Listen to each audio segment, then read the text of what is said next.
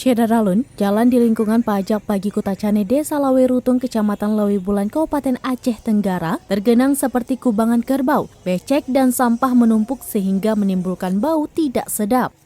Melihat kondisi pajak pagi seperti itu, PJ Bupati Aceh Tenggara, Dr. Andes Syakir MSI didampingi Kadis Perindaker Aceh Tenggara, Rahmat Fadli SSTP MSI dan pejabat lainnya turun ke lokasi. PJ Bupati Aceh Tenggara berkeliling melihat kondisi pajak Pagi Kutacane. Dalam sidak tersebut, dia mempertanyakan sampah yang begitu banyak menumpuk. Menurut PJ Bupati Aceh Tenggara, mengenai persoalan yang terjadi di pajak Pagi Kutacane, pihaknya akan menggelar rapat dengan pihak Dinas Lingkungan Hidup Kebersihan atau DLHK, Disperindaker Aceh Tenggara, dan OPD lainnya untuk menata sampah secara berkelanjutan. Dalam kunjungan itu, para pedagang antusias memberikan sambutan dan senyuman terhadap PJ Bupati Aceh Tenggara yang turun ke pajak Pagi Kutacane. Para pedagang juga meminta kepada PJ Bupati Aceh Tenggara agar segera membenahi pajak Pagi Kutacane sehingga sampah tidak menumpuk becek. Assalamualaikum warahmatullahi wabarakatuh. Terima kasih dari teman-teman media.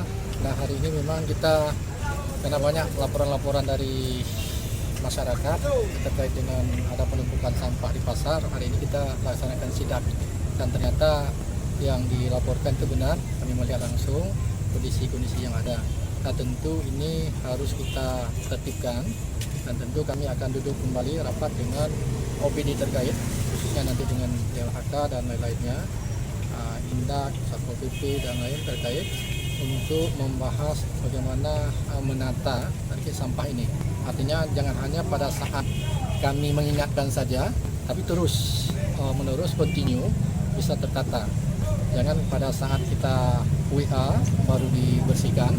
Tapi kita berharap ke depan ada satu penataan yang continue.